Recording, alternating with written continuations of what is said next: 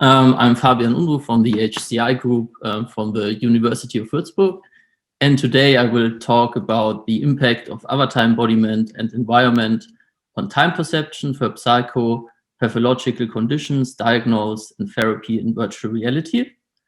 And first, why it is important to research the impact on time perception.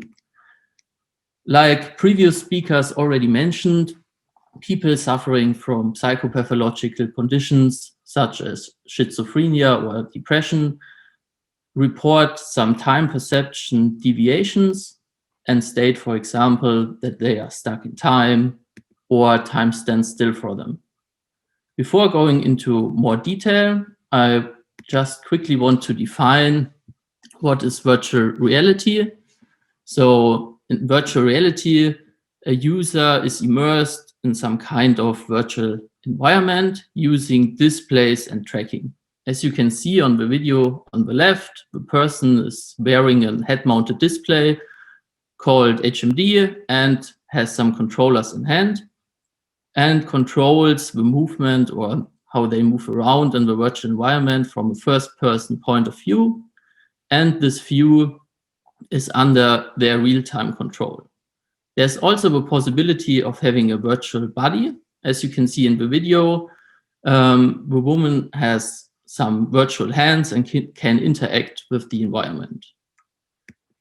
These bodies or having a virtual body can have different versions. So as you could see at the start of the video, you can have either no body, you can have some partial body, like only hands, or a more advanced partial body, when you also have like your arms, your chest, a head, or you can even have a full body. So you can also see your legs, feet, and so on. But how can now VR help people suffering from these time perception deviations? Virtual therapy is already in use in a lot of different areas. So there are virtual reality applications helping people from suffering from post-traumatic stress disorder or public speaking anxiety. There are also studies helping people with spider phobia, acrophobia, or persecutory delusions in terms of schizophrenia patient.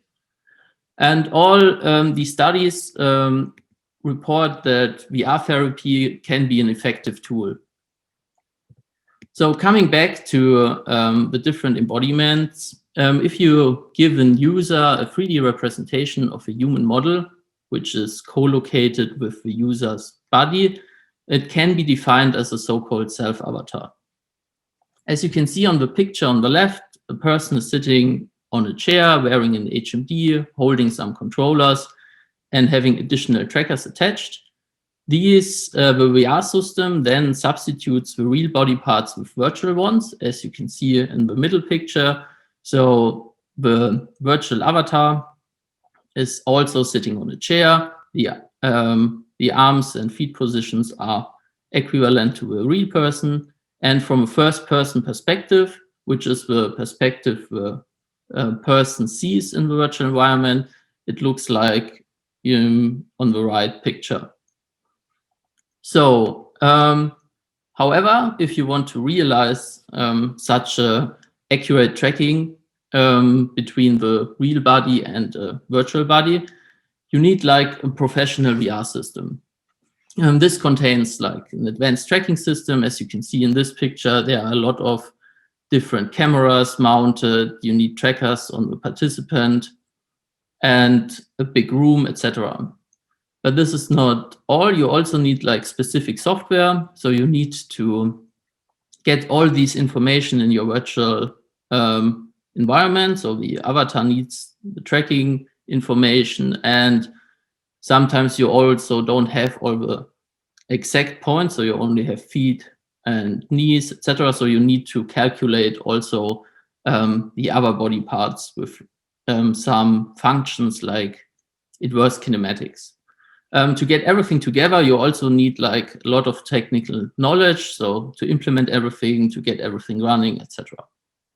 On the other hand, there's like a consumer VR system, which you saw at the start in the video, which is much easier to set up, easy to use, but is then restricted in having just a partial embodiment or no avatar at all.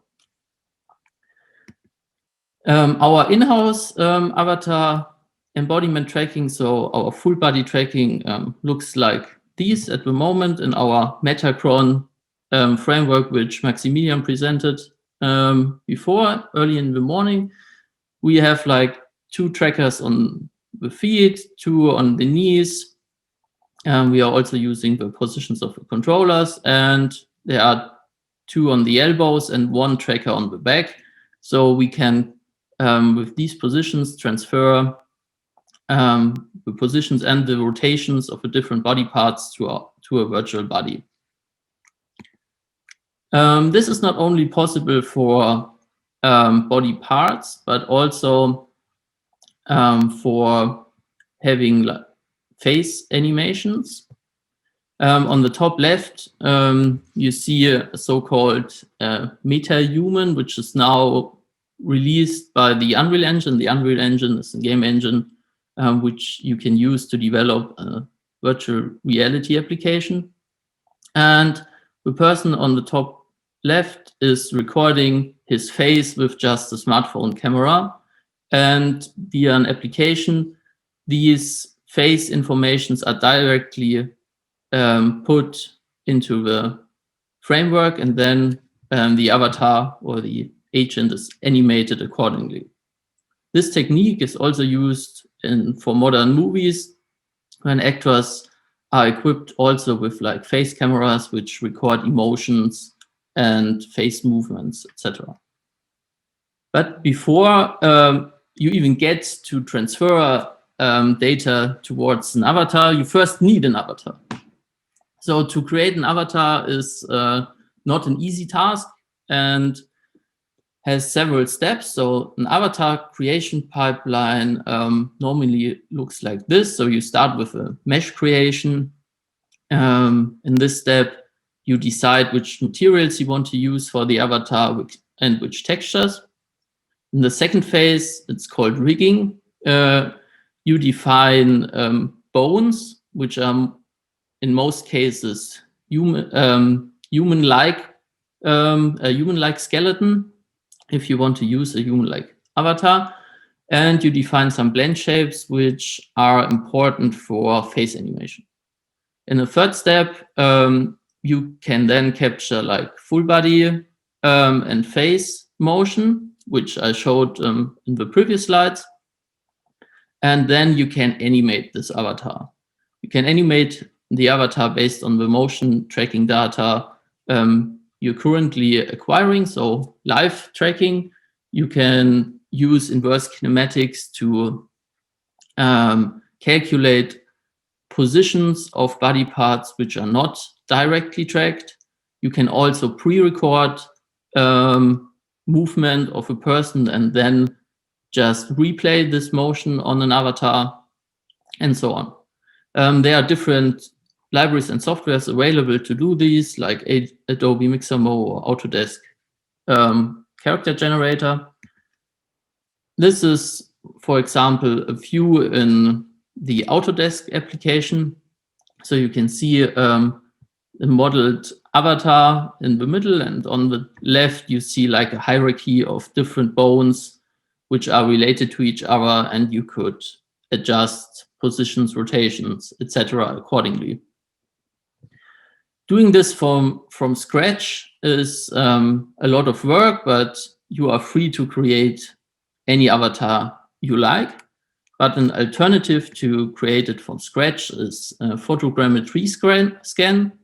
In our lab, we have a rig which contains like 126 cameras. You can just go inside this rig and go take a specific pose, stand still for like 2 seconds, and then all cameras do a picture at the same time, and through a complicated pipeline, which I don't want to go into detail here, textures, materials, etc. are created, and you get an avatar which looks more or less exactly like the person who got scanned, and you can use him and animate him in virtual reality. Having such a personalized avatar for doing studies or other things has some important impact. It increases the body ownership, so you more easily recognize the virtual avatar as your own body. It also increases presence. Presence can be defined as the feeling of really being in the virtual environment, and it also comes with a higher dominance. But an avatar in general, not a personalized one, has also a lot of effects, like, for example, feeling of being someone else. So you can put a person or in virtual reality and change their skin color. You can change their age, so you can just be a little child, have like short arms, only like a little person, have short legs, etc. But you can also play around with body proportions, so you can give a person like super long arms, or you can give them a different height or a different body mass index. But it doesn't stop for just being different humans. You can also just be a robot, or you can just embody like a bird, so an animal. These being embodied as someone else also comes with the Proteus effect. So this effect is based on that you feel, act, and behave differently based on the body you own. So as mentioned before, if you are a child and you see in the mirror all the time that you are just a little girl with short arms, etc., then you start behaving more like a child. It also transfers like the feel of physical discomfort. So if the avatar is in a specific position which seems discomfortable, then you also feel this. But you also feel more secure if you are like a robot above an abyss compared to just being a human. It also comes with having an avatar, also comes with better immersion. So if you are in an environment which is threatening, so there's danger inside, if you don't have like an avatar at all, so you are just a ghost in the case, then you don't feel too stressed about it. But if you have like a hand or an arm which is cut, then you really also feel this more. It also increases the sense of distance. So there's a lot of research in virtual reality which states that distance estimation can be distorted in virtual reality, but having an avatar helps to better estimate distances. So to sum this up, avatar embodiment has like different effects. So feeling of being someone else, the Proteus effect, better immersion, better sense of distance. But the question now is, does this also have an impact on time perception if you have an avatar or not? So why is this even relevant? As I mentioned before, if we would need an avatar to study time perception in virtual reality, you would also need like a professional VR system. And this comes with the previous mentioned requirements. So it costs a lot of money to have like all the tracking, all the cameras, etc. And it takes time to set up everything with the required software, etc. And if we look at typical medical applications or therapy rooms and sessions, normally they don't have like such an VR system already at hand or are trained at using such a system. So it would be better if a consumer VR system, which is easy to use and just easier to implement, would this be enough? But this would only be enough if we would not need an avatar. So we conducted the first experiment in which we let people wait in a more or less empty room. There was just a mirror for 7.5 minutes. And there were two conditions. So either they had an avatar, which was exactly tracked and so on, or they had no avatar at all, so they didn't see anything in the mirror. There were no other distractors besides, so there were no sounds or any visual effects in the scene. And after 7.5 minutes, the persons or participants should estimate the time and the time passage. The results showed that in terms of the virtual embodiment questionnaire, all subscales, so ownership, agency, and change, were higher in the avatar condition. This was to be expected because ownership is referred to that you accept the body as your own. So in one condition you have an avatar and in one not. So it's obviously, should there be a difference? Same goes for agency, that if you control or move around, that the avatar is moving accordingly. And change is also that the change of the behavior. For the waiting time duration estimation, we found no significant difference between the conditions. So in the no avatar and the avatar condition, the waiting time estimation was not significantly different, and they also did not differ significantly from the objective 7.5 minutes. But in terms of the subjective time, self, and space, there was a significant slower time passing for the no avatar condition, but no significant difference for time thinking and boredom. So people in the no avatar condition reported that time was passing slower compared to people in the avatar condition. So to summarize the experiment, we wanted to know if we need an avatar for virtual reality, and does it influence time perception? And the results show that having no avatar influences or time perception and significantly slows down the passage of time. To put this into perspective, we need an avatar to do research or studies in terms of time perception in VR. So we would also need, as mentioned before, an advanced tracking system and a professional VR system in general. But the question now is, as I showed at the start of the presentation, what is maybe partial embodiment enough? So we showed that there's a difference between having a body and having no body.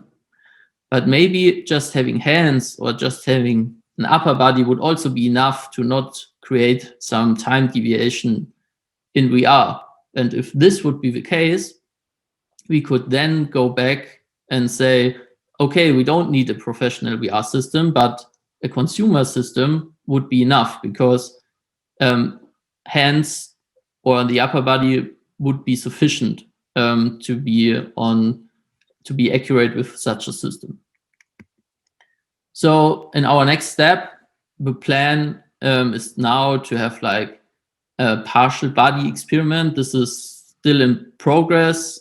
We just started implementing the first steps. So this would be like having a full body versus a partial body. In the video, you just see like a floating hand with a controller in hand. It could also be for this study in interaction with the environment. Could be possible, so as pressing a button and turning on a light or something in this direction. And we would then again let people estimate time duration and time passage. So putting everything together, at the moment, our first study shows that we would need a full body virtual avatar to not create any significant time deviation by VR itself, and therefore need a professional VR system. But it is still unclear if a partial embodiment, just having hands or an upper body, would be enough to also not create some time deviation by VR itself, and therefore we would just need consumer hardware VR equipment to do studies and to do therapies.